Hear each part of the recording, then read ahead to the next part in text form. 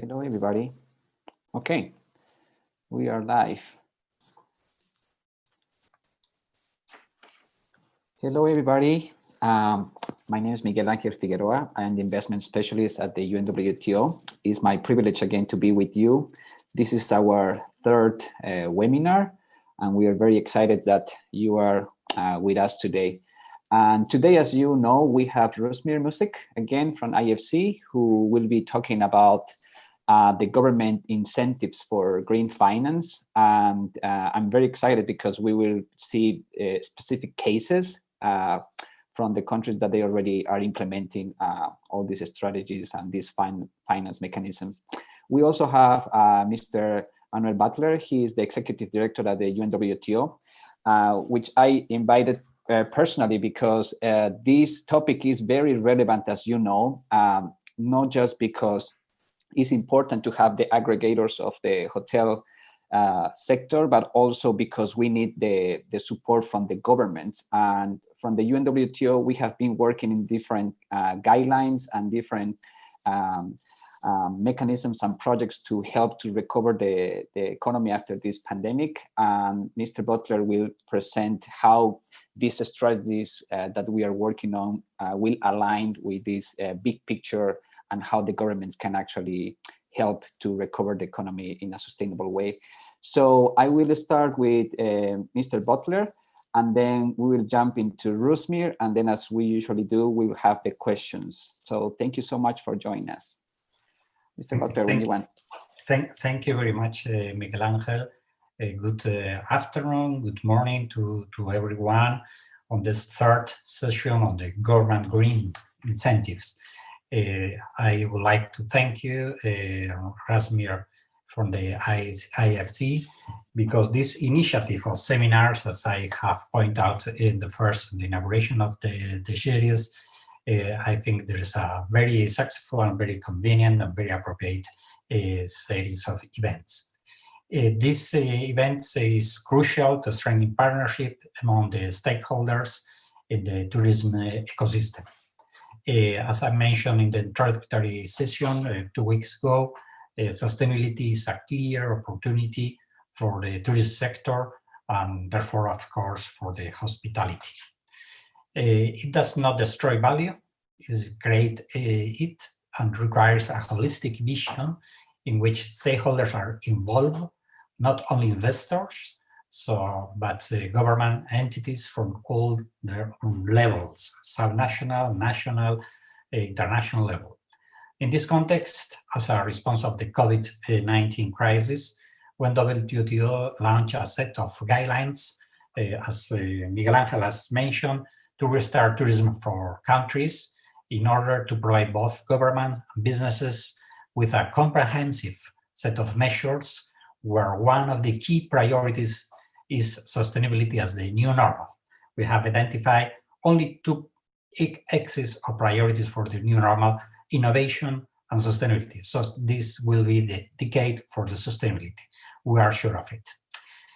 Built on these guidelines, the One Planet Sustainable Tourism Program, led by the UNWTO, released its vision recommending 6 lines of action to guide a responsible tourism recovery for people, planet, and prosperity, namely public health, social inclusion, biodiversity, conservation, climate action, circular economy, and governance and finance.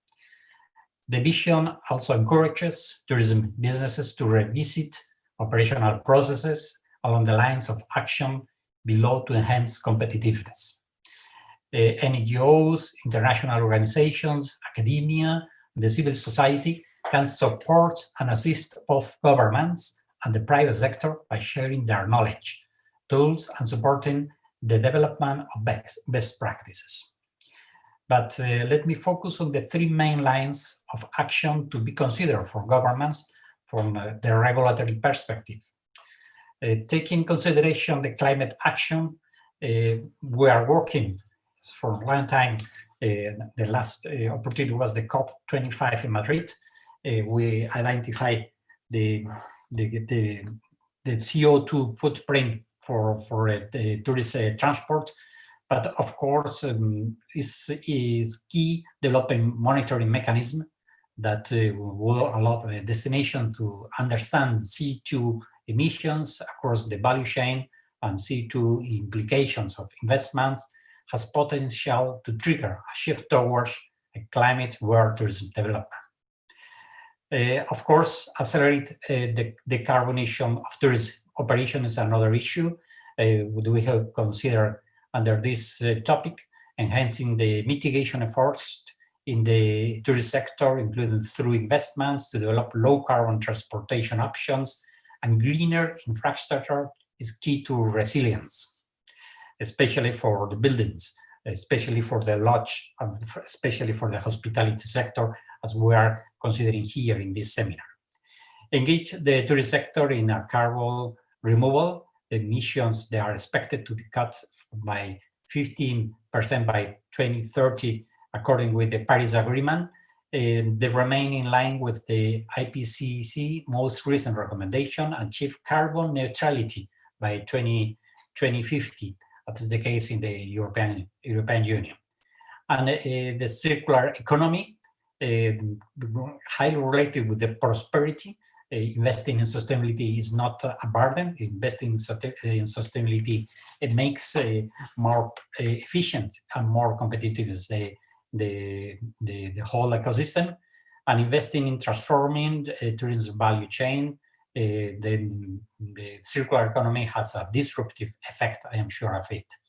Supporting the integration of circular economy processes can promote innovation, the creation of new sustainable business models, add value for customers and local economic development.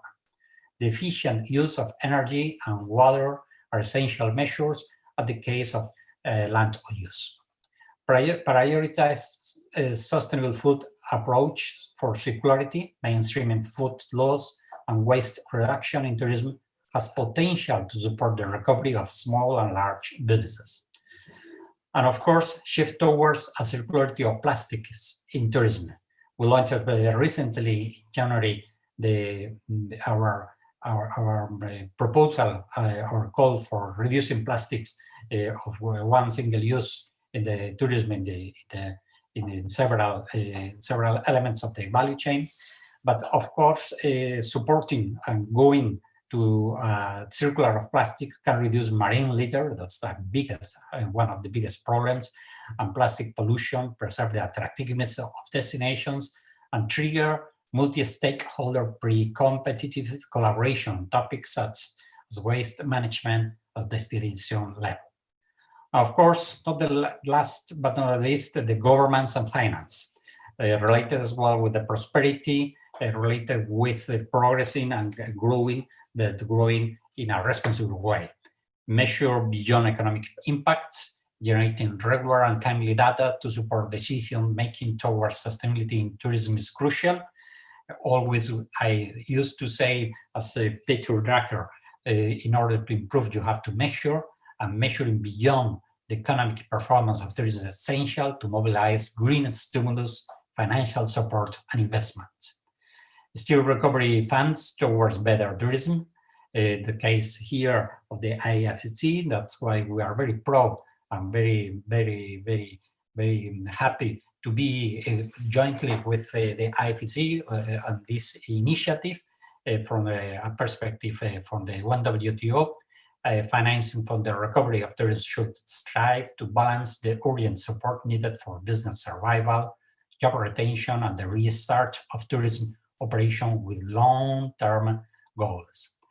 Consolidate partnership for implementation, enhancing collaboration between key stakeholders along the tourism value chain, internationally and the destination level, as well as prioritizing inclusive participation approaches is crucial to ensure an efficient implementation of the sustainability in the ecosystem. Of course, I have given you a taste about a lot of things we can do in this field. This a main issue for us for tourism in the years coming ahead, and of course the key element, the key player is the steer recovery funds towards better tourism. Without the not without the collaboration of the institutions like the IFC, that we can talk, but the reality we can change the reality, and that is something that we have to bear in mind. But of course, I don't want to take you more time in order to hear the best cases and to hear the experts, especially Rasmik, Rosmir, that is the value of this webinar. And I believe that is also a high level of expertise and the wide range of governance entities present today is a tangible sign that we are moving in the right direction. Thank you very much. Thank you so much, Mr. Butler. We really appreciate it. We will actually be sharing these presentations, as you already know, in our website. So you already will have that after the webinar ends. And also we'll be sharing the document that Mr. Butler was talking about, which kind of give the guidelines for the sustainable tourism recovery as well. So without further ado, we will jump into Rasmir.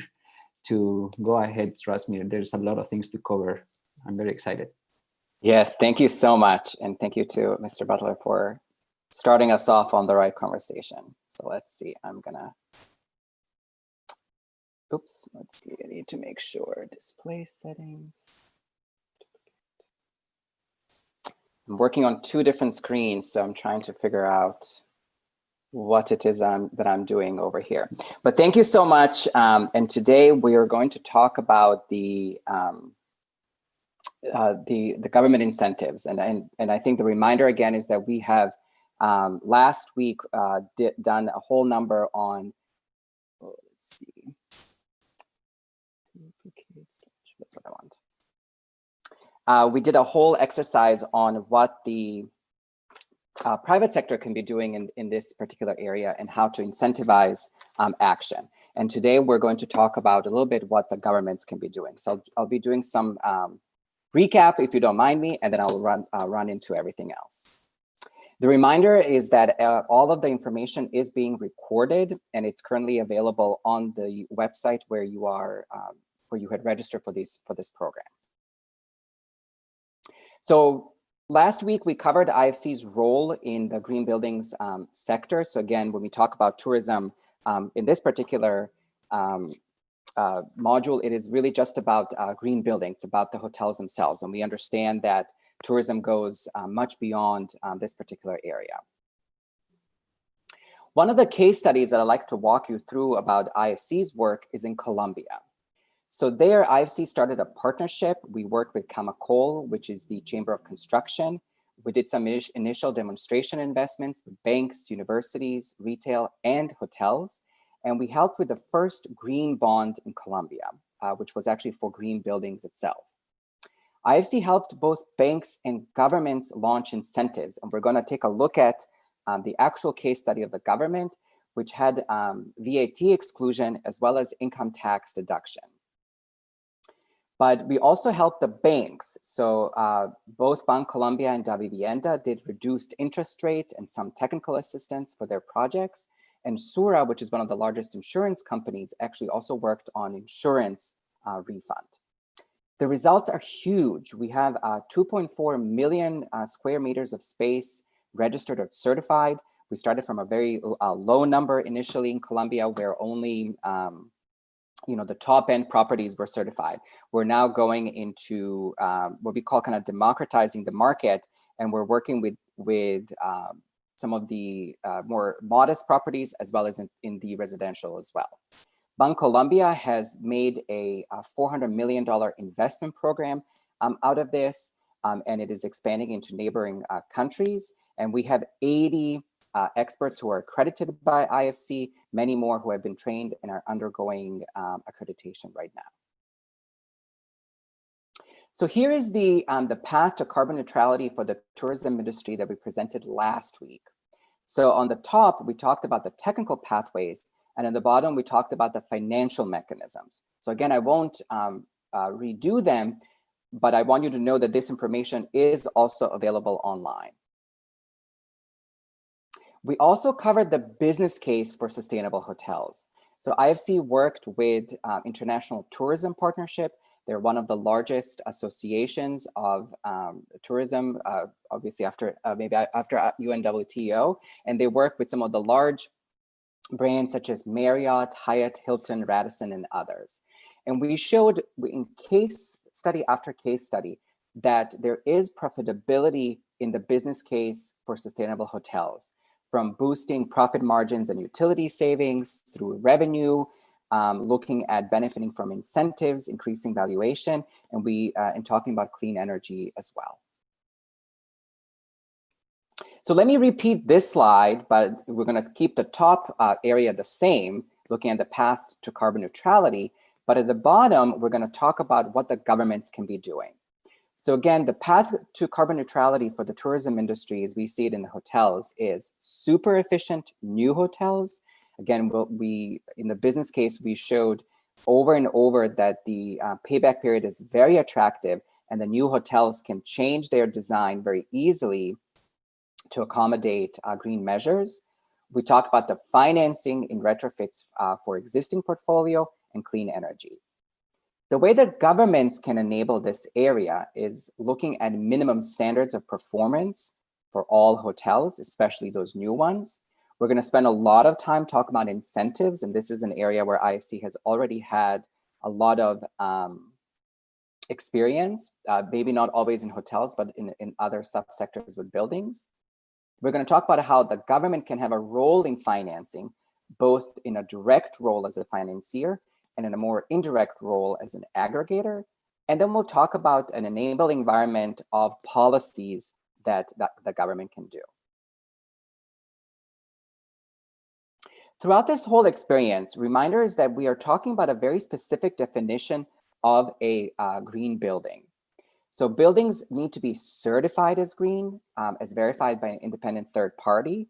They need to have a 20% better performance than the local baseline, and they need to have quantified impact reporting. And the reason that this is important is that only buildings that satisfy these three criteria can access green building finance. And so a building that self-declares as green may be fine for your internal footprinting, but it will not be enough for them to go raise a green bond or future sell their portfolio through securitization. So it's very, very important to continue certifying the projects and having at least a 20% better baseline. The great news is that EDGE, our free software, allows a self-assessment against international standards. And so both new and existing hotels can utilize EDGE. It's completely free. It's available from our website. You can see the bottom once this workshop is posted. You'll see a link to the EDGE software demo. And so the projects can undergo a self-assessment and understand, do they reach the standard? And if they don't, how can they internalize, and what other measures can they launch to get to that point? The great news also is that EDGE will let them know what is their upfront cost and what is their payback period on utilities to get there. So let's take a look now that we've established the playing field. What is the government action for sustainable hotels? I'm going to quote here Caroline, who is the president of SUME. It is the Mexican Green Building Association. We had a fantastic meeting at IFC actually last year. IFC's own building in Mexico City is quite fabulous with very small windows facing west. So they give you a lot of light, but it doesn't create a heat effect inside. And Caroline said, you know, people talk about carrots and sticks, and we don't talk about the tambourines enough. So carrots obviously are incentives, is the enabling environment. Sticks are anything that penalizes projects that don't reach the final minimum performance. But one of the things that I think we're doing through you and we're doing with UNWTO is the tambourines, is the celebration of the projects that have already been successful. It's telling the story that this is, again, not about sending a man to the moon. It's about putting low flow taps in the bathrooms, in the hotels. So carrot, sticks, and tambourines will be our exercise today. One of the main sort of sticks, if you will, is minimum standards for new hotels. And a lot of people see this as something that's negative, where the industry doesn't want to get there. But IFC actually has a lot of experience in helping industry-wide action get to at least the minimum standard. And we've done this, for example, for investors. We have a whole operating principles for impact management, signatories for investors to sign on. And we've also done that on industry-wide action. So with the, again, it's another UN agency, we worked with the fashion industry for the UN Fashion Charter for Climate Action. We'd love to work with you all to have a similar kind of industry-wide commitment to move the needle, and then to help work through technical committees to make sure that signatories actually understand what the information is and how to get there.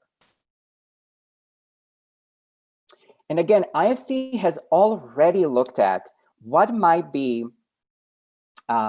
different standards across the globe that can be internalized with very, very attractive payback periods. So this is a minimum standard that we think that every single, at least new hotel can internalize in their process.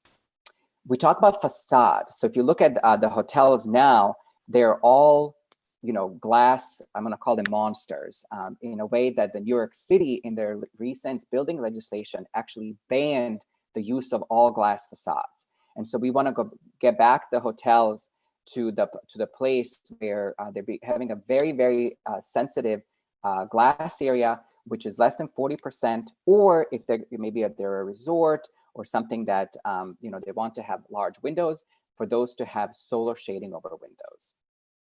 We talk about efficient HVAC.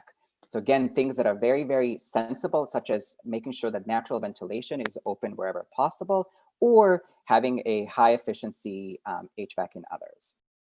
Many of the countries where we already work with have renewable energy requirements. So we work, for example, in South Africa, where hot water from solar is already required for residential buildings. And we want to have that implemented in hotels as well.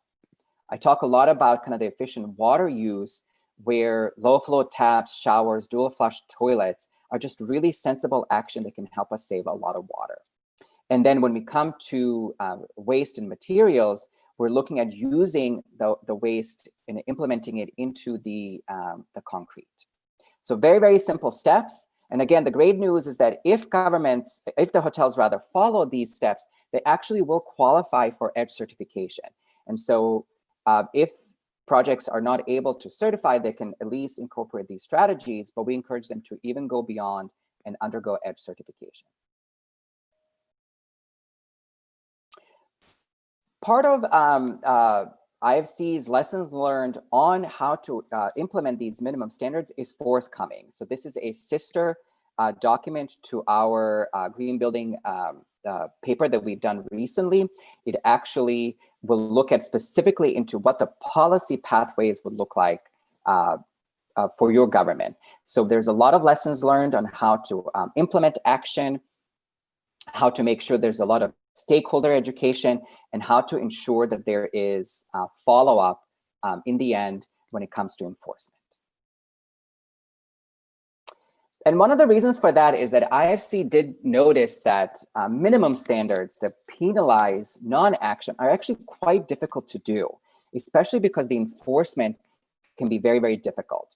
So instead, we're going to focus today a little bit more on the incentives, which we think are maybe a more effective tool. The full mapping of the possible range of incentives, along with the case studies, is available today on the IFC's EDGE website on our government pages. And you can see that the incentives range from fiscal ones, such as tax incentives, to non-fiscal ones, such as bonus density, expedited permitting. We're going to take a look at the case study and illustrate how this works out. One of the case studies I mentioned at the very beginning is in Colombia.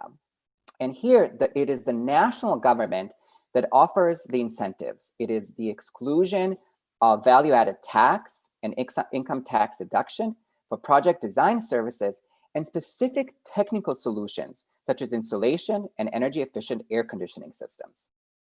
You can see that while certification is important, IFC is very happy to promote certifications that go beyond EDGE. We don't want you to think that we are putting a monopoly on just EDGE. Here, the projects can work with LEED as another international certification, and CASA, which is a more local certification. The action does not need to be on a national level only.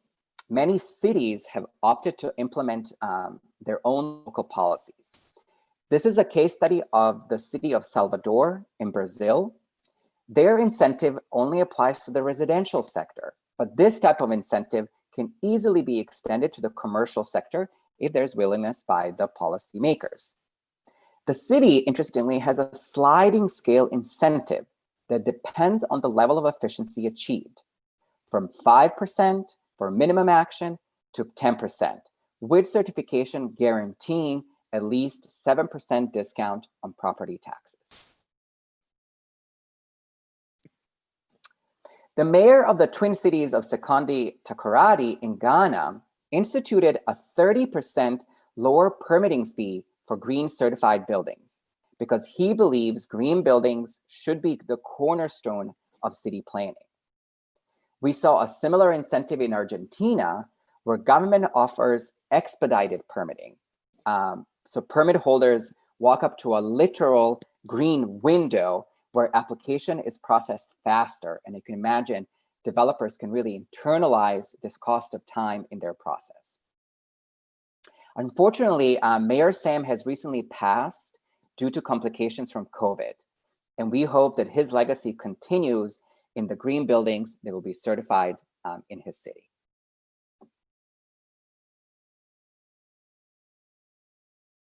Not all incentives have to be fiscal in nature. In Peru, IFC worked with municipalities to establish height bonus incentives, which have proven extremely popular. They allow developers to build higher on the same plot of land. The municipality of Miraflores offers 15% extra floor ratio for certified buildings. This again has been proven very successful in the residential sector, where developers are able to sell more properties on the same plot of land. At the same time, the city gets more income from taxes for the same property, but does not lose the flavor of the green city.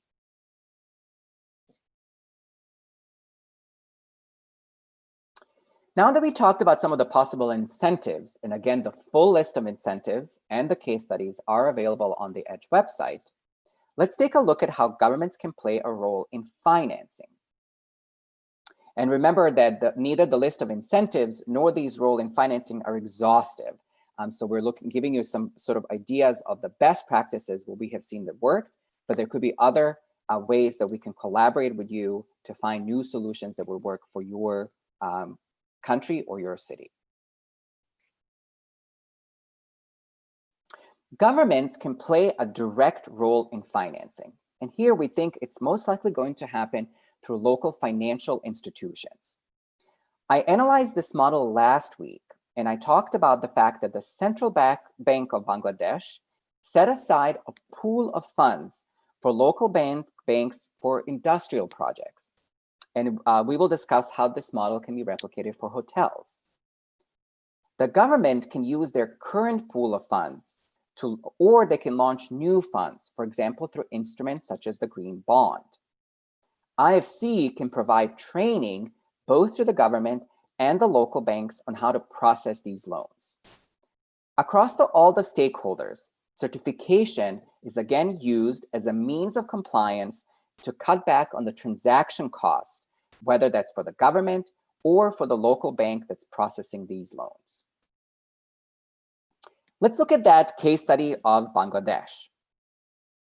Well, the government there chose to target the industrial sector specifically because of its high GHG emissions in Bangladesh in the garment sector. This model can be easily applied across all the sectors, including hotels. In Bangladesh, the central bank provides a discounted financing rate of 9% to the banks in their program. All commercial banks must offer the 9% rate to the projects seeking green financing. And this must comprise at least 5% of the bank's overall portfolio.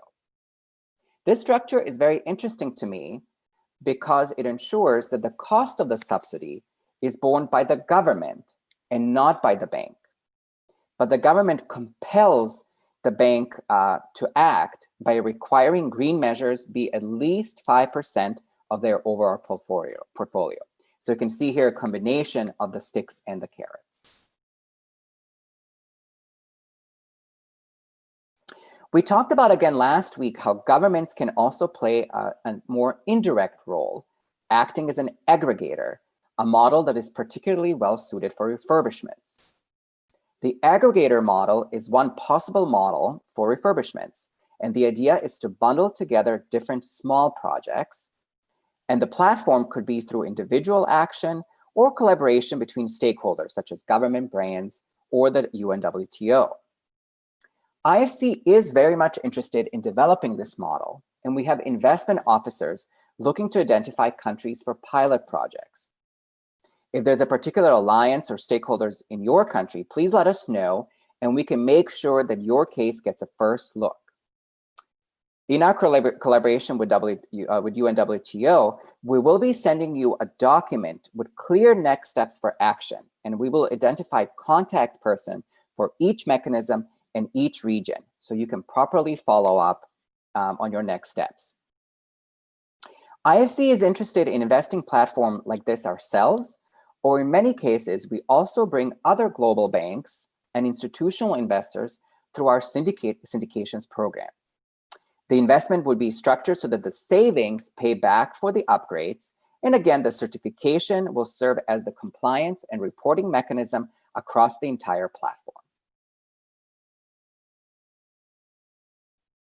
Let's take a look at our final category, enabling environment. One of the main things governments can provide for the market is technical assistance. We encourage government officials to become accredited edge experts themselves and offer services to developers. We remind you that the edge software is free and can be used for self-assessment and decision-making to understand what measures will bring back the best return on investment. Edge experts training is available through self-paced modules at any time. We're also offering live stream training actually next week. You can sign up for that now for June 24 and 25th training. And again, we'll remind you about the training happening in July. We can also deploy bespoke training for groups of government officials available on demand. In countries that are reopening, we can do that through the local training model, or we can always do it through the live stream training that is a bespoke model just for your officials. Government of Kenya is creating an enabling environment for new green financial instruments. They have offered tax exemption for interest income on green bonds. The bond may be issued by a corporate entity or a financial institution. This type of incentive raises interest in this mechanism and creates a new marketplace. And again, if you watched last week's webinar, you will learn that green bonds have a lot of different benefits, including price tightening for the issuer. So in this case, everybody can benefit with additional incentives and enabling environment by the government. Governments can also partner on green labeling in search engines, such as booking.com or on the hotel websites themselves. We shared last week, and it's available in the business case for sustainable hotels, a study by TUI Group found that today, only 1 in 10 travelers book a sustainable room. However, over half would book a green room if the resources, such as labels, were more readily available. Transparency in labeling through green certification would mean increased knowledge to the consumer. You can let the markets decide, But where the government can play a role is providing just a little bit more information to close that information gap. So again, very, very effective non-fiscal incentive, maybe through regulation and partnerships that will let the consumers know which hotels are in fact certified as green. One of the main things we think governments can do in this space is to enable rooftop solar, as well as more utility scale renewables. While we must seize energy efficiency as what we call the hidden fuel, these hotels will still need additional power to operate. They may be able to have rooftop power, or should at least be able to purchase renewables from the grid. IFC and the World Bank Group have many programs to help governments in this transition. We have programs such as scaling solar for utility scale action, and this will eventually enable transition to zero carbon buildings. We enable public-private partnerships for rooftop solar through technical assistance to the government, an example here from India. And we have publications focused on rooftop owners themselves. One of the case studies I shared last week is Soneva Fushi Hotel in the Maldives. This hotel structured an agreement with Yingli Solar that meant no capex for the hotel, as it's essentially leasing the solar panels. However, the price of the power was 40% cheaper than the supply needed with diesel generators. Projects like these are enabled by government action, such as net metering, allowing projects to sell back to the grid their excess power. Governments must also enable an independent purchasing of renewable energy from independent power producers. Here in Washington, DC, I was able to make my own house net zero carbon by purchasing electricity from renewables. However, across the border in the state of Virginia, that is not possible because legislation does not allow it. And you can see how simple actions by governments, even in industrialized countries like the United States, which cost nothing to the budget, really can make a big difference. To help with these efforts, governments should also end fossil fuel subsidies. Especially now during low oil prices, policymakers are hemorrhaging funds that can otherwise be repurposed for healthy stimulus. The World Bank has many resources on how to go about ending subsidies and potentially instituting a price on carbon. And we really think that this is going to level the playing field and have increased action toward green.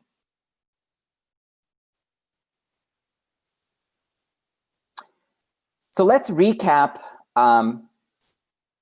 our slides today. We talked about the technical pathways for the hotel industry, from efficient new hotels, retrofits, and clean energy. We looked at how governments can participate through minimum standards, incentives, whether they were fiscal or non-fiscal, the role in financing, whether as an investor directly or by serving as an aggregator, or through an enabling environment, again, through some fiscal means, but more largely through policy means that cost nothing to the budget. And we talked about this in the structure of carrots, sticks, and tambourines. I will finish again with a call on next steps. On June 25th, we will be having a technical training on EDGE. In the meantime, you can actually sign up for deeper technical training for your staff or your consultants. And I showed you that we have online modules and live stream training offering, and now monthly. When you hire technical consultants on the project, make sure they are already accredited by IFC and knowledgeable about EDGE. We want you to utilize all of our marketing materials. I didn't cover them today, but I covered them last week. IFC takes very good care of our clients, including giving them a marketing toolkit on how to market their projects. We want you to utilize the case studies we have developed for your proof of concept conversations. You will see that in many of the projects that we work with, projects institute very sensible measures, low flow taps, some solar shading and others that cost them very little and sometimes nothing, with lots of utility savings.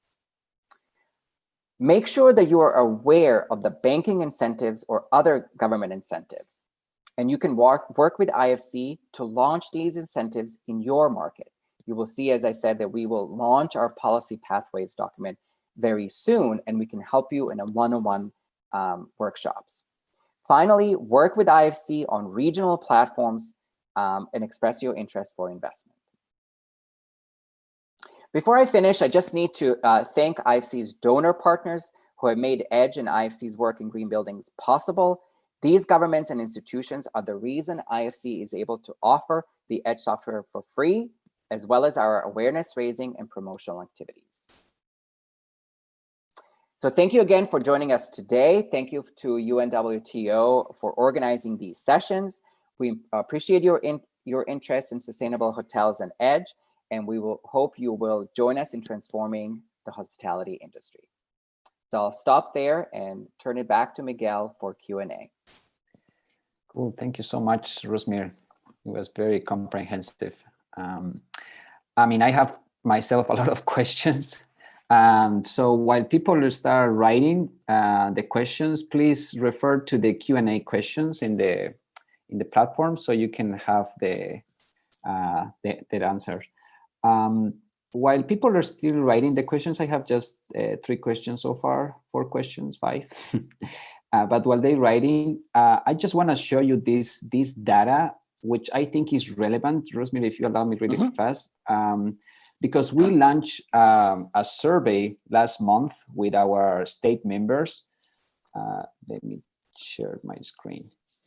And it's really interesting because it goes along with the thing that you were sharing today. So let me share this really fast.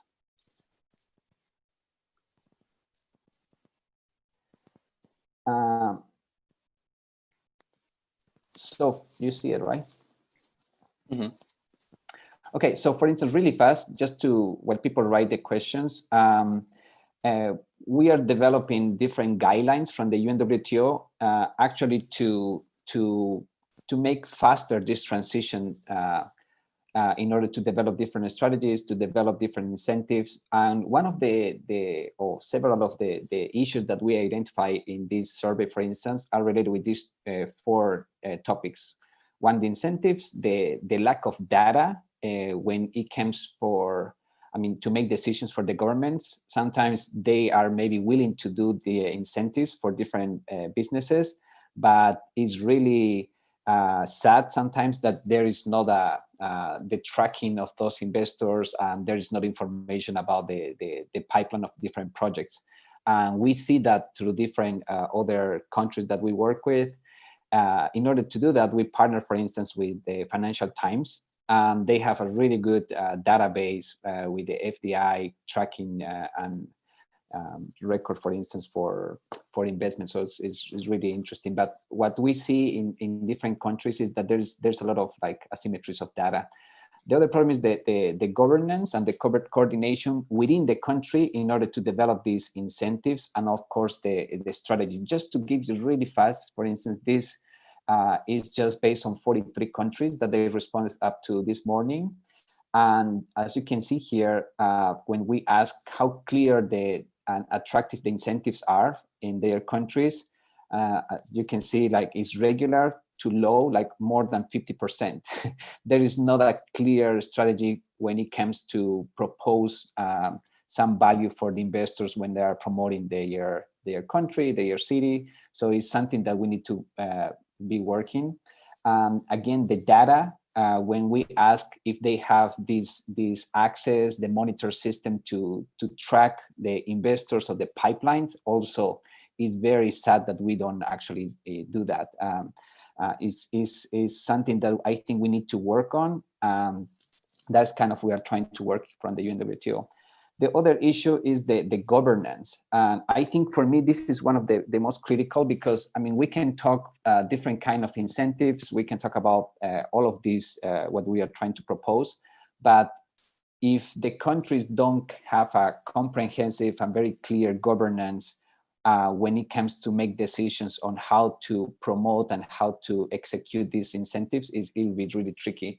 And here, for instance, there is, when we ask who has the mandate, of course, the government has it, but there is like different issues between different ministers, and there's the investment promotion agencies. And when we ask like how effective is that coordination, is very complex as well, as you can tell in the data.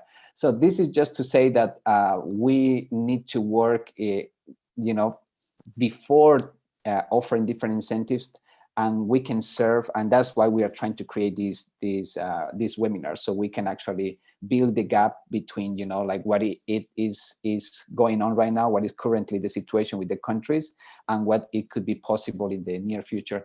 But the good news is like not all the countries are in this situation. There are different kind of countries. We identified 3 tiers of countries that we can actually promote and develop better these strategies. But my point is that it has to be a coordinated work. It's not just about the investors, it's not just about the aggregators, it's about the government and as well the consumers. So this is just to show you those main issues that we identify. And the other thing that is very important as well is related with the strategy. When you were mentioning, I wrote it down here, the example of Argentina. They have like one shop window for investors as a main way to incentivize the investments. It's a really good example. But when we ask that to the countries, when we ask, besides having, or despite of they have incentives for their countries, the way that is articulated is not super clear, it's not comprehensive, and it takes forever. So by the time that you develop the due diligence of a project, months can pass, the regulations, takes years, literally in some cases, especially when you're talking of tickets of investments above $50 million, is really complicated and it takes forever. So all of this saying is important for us, and I would like for the participants to share their thoughts with this survey. We actually will be sending a different email on that regard. So that is just to give like a big picture for the questions. So let me go back now to the questions. Okay. Okay, we have a lot of questions now. So first, it says, thank you, Rusmir, it was very comprehensive. There is one question related with, let me read it. Is these incentives are just for hotels, or it can extend to other sectors as well of infrastructure? I hope that it was clear that they can extend across all building types. So in some cases, governments can do residential, that's their focus. Mm-hmm. You saw in Bangladesh, they focused on industrial first, but it can be broader. So all of those case studies are on the EDGE website for governments. There's links on the presentation themselves, and then you can sort of really see where they are. One of the things that we made it very specific when posting the incentive is we have a link to the actual law, and we always have a contact person. So whether the incentive comes from the bank or the government, we want it to be possible to always be in touch with somebody to understand how this works out, given your answer of, we don't want it to get lost in the bureaucracy of everything. Yeah, along that question, it says, is the aggregator model for refurbishments only available for hotels, or also could be for other retail, for instance, projects? It's available for everything. I think we talked about hotels here, partly because I think hotels need to go through refurbishment for aesthetic purposes, right? So there's a cycle of refurbishments that sort of brings the hotel up to speed. So as the hotels are going through an aesthetic upgrade of their kind of look and furniture and others, that is really the right time to go through an energy efficiency upgrade as well. Whereas some of the other buildings may not have that same sort of process. So, plug into that cycle and use the cycle for a good reason. There's a more practical question from the finance part. It says, if the hotels want to apply to those incentives, who do they have to go to? Do they have to go to the country government in the state level, or they have to go to the central bank, since this is a multilateral cooperation? It depends for in each institution, and we list the governance body that does that with a contact person for that as well. So for our website, we have that there. And again, if we miss something and we haven't heard about the incentives available in your country, please let us know, and we can make sure that we put that on. Okay, another practical questions. What are the next steps required to nominate a consultant in a country, or to hire a consultant to start the program of certification? I would make sure, as I said, that they are at least trained in EDGE. One of the things that we've noticed is if the consultants are not aware of EDGE, they are not aware of its services and the fact that it's free. And so they may pitch to you something that's more expensive because they want to make a little bit more money. We think that that EDGE can be very, very successful, even for the consultants, because it will bring them volume. So it's maybe of a lighter touch but higher volume project, so that it's something that's also available to them as well. Yeah, So yeah, go ahead. Sorry. So training is very important. The consultants can be internal to the government themselves, or they can be somebody that's hired. We have on our EDGE experts pages, and maybe I can show that as we go through, a whole list of consultants that have already been accredited by IFC. Let's see if I go here. So if I go here, this is the EDGE website, edgebuildings.com. I'm showing you the government pages. So again, these are the incentives that we are aware of. There could be others that we're not. So if you take a look at here, for example, you will see what is the law that promoted this particular incentive, and how can you get in touch with the person that was in charge of that particular law. So this is how the incentive pages look like for us. When I go into the EDGE experts pages, this is the ones that are accredited by IFC. So you can take the training. These are, we don't have in-person training right now, so we have online and live stream training available. Or if you want to find an EDGE expert, they're listed by country. So there's a regional group as well as by country group. So all of that is available here. And again, any people who undergo the training and then pass the exam will have their name published by IFC, and will be able to call themselves an EDGE expert. Yeah, there's more questions about the little details of this, which is very important, but just to be faithful to what they are writing, I will read it to you. It says, sure. Do IFC staff are working with different governments, and do they have like a detailed information to this type of investment? And again, sorry to interrupt there. For instance, you mentioned different models, right? So it will depend, right? Because if there is like a country that already have a lot of these accredited people that they can go and they can start the process, but if it's a country that they don't have even like a different project, so there's different pipeline, or is the first time that they're doing, it's better to create this aggregation program either with the UNWTO, either with the government, and we can actually start a whole new pilot in those countries. But again, that's kind of what my take on that. What do you think? Exactly. IFC has, we call it a sort of light touch training, where we can show you some of these resources, and then we can turn you over to some of our EDGE experts to kind of help you along in that process. Technical training is not the important part. It is actually fairly easy. What's needed is willingness. We need governments to really believe in this and put their resources to actually push this through. And we need the private sector to also believe that this is something they can make money out of. Everything needed for green buildings to succeed is 100% available today, except faith. We need people to really believe in these case studies, because you and I can be here, talking until we're blue, but if we don't have believers who are going to tirelessly work to convince others that this is profitable, it's not going to work. Everything else is available. We have case studies, we have steps taken, all of that is there, but we need the internal champion on both the public and the private side. Yeah, just to give that faith, there's a really good question from Cassin. I will rephrase it. It says, in South Africa, we started assisting small-sized tourism establishments to go green, and they are saving in water and energy efficient with different solutions up to 90% of the cost. And how can we collaborate to get these establishments EDGE certified if they already started the process? That's great. So again, you can, the EDGE software is fully free. You can go through and see, are you meeting all of the EDGE criteria? I'm assuming you are. Reminder is that IFC is not the certifier ourselves. We actually license different certifications. In South Africa, we work with the Green Building Council of South Africa. They certify for the residential, and then our global certifiers certify the commercial projects. But GBCSA works as the educator for the process itself.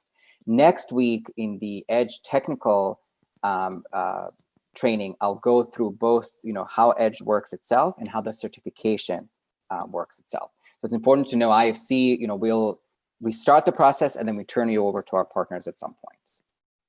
One question, for instance, we work with different like brand managers that they already have a lot of standards and, like regulations and that they follow. And can they also certify based on the standards of other standards that they are following already in order to apply maybe for some green funds? This is a really, yes. So I think it's a really interesting piece, and it's important to certify with international standards that are accepted by investors. So we worked, quite a lot to educate the likes of International Capital Markets Association, Climate Bonds Initiative, where EDGE itself is pre-approved for international green finance. An internal standard that you have may be fine internally, but if it's not certified with these international pre-approved standards, it may not pass that muster. What we noticed is that a lot of the guidelines for hotels when it comes to sort of safety and kind of features already quite meet the EDGE criteria in many places. And so it's a smart step to actually certify, at least with EDGE.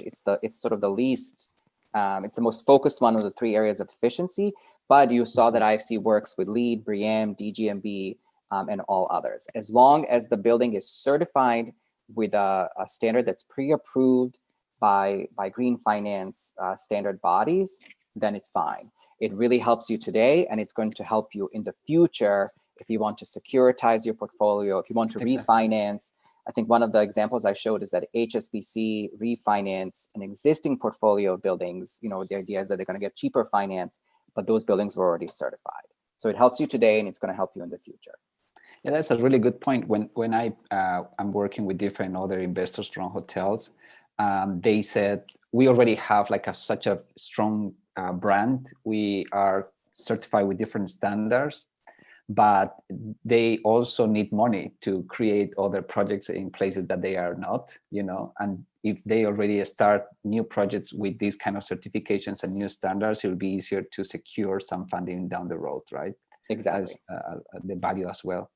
Another question before we run out of time. It says, as governments, from Jasser, as governments and how they can collaborate with IFC in order to develop green bonds, and what IFC requirements are and charges in order to return and provide this service? It's a good question. It's case by case basis. As I said, we have some light touch training on how to incorporate green building criteria into green bonds. We've advised the likes of governments like Fiji for them to, I think it was Fiji, to issue a sovereign bond. You can reach out to me.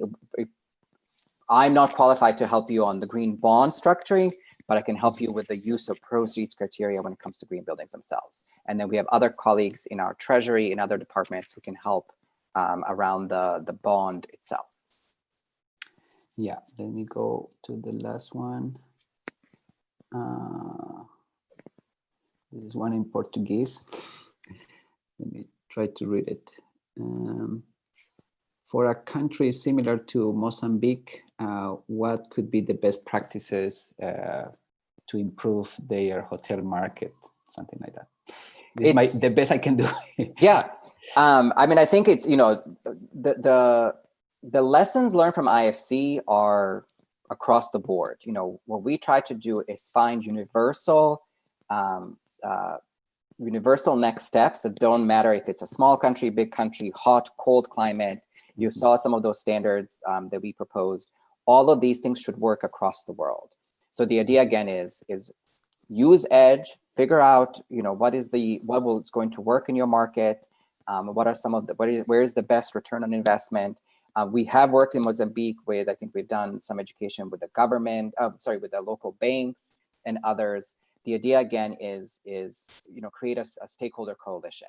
We will be doing some regional workshops. So we're going to do a Pan-Africa workshop, for example, on the EDGE on July 9th through World GBC. We're doing a virtual summit for green buildings in Latin America. That's also happening in July. That will be in Spanish. So IFC is doing a lot of different, you know, a lot of different things, sometimes in a very specific sector, sometimes looking at lessons learned across the board.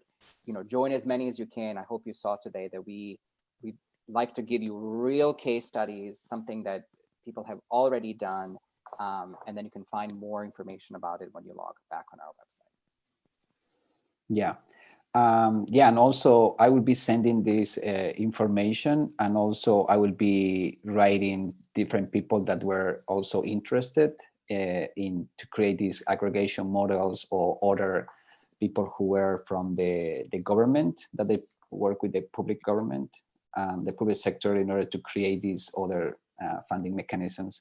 But that's important for us that you filled out these forms and all the information, because again, we have about almost 1,000 people that sign up for the whole program. And we are looking forward to work with you in this regard. This is just the beginning. I think we cover almost all of it. There's one more question that is not related to us, but I can reply really fast because to be faithful again.